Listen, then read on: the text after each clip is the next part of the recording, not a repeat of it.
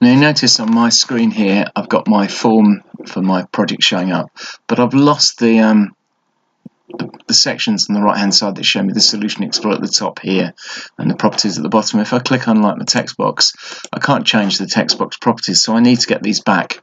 The way that I do this is I simply go into the window menu up here, and then I choose the option down here to reset the window layout.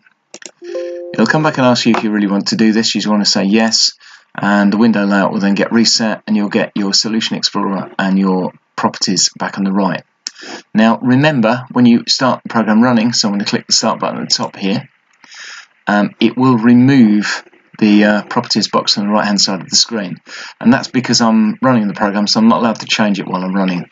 So in this situation I'd simply stop the program by clicking the red button, and that will then put me back into the Visual Studio editor, and my properties and so on are restored to the right hand side of the screen.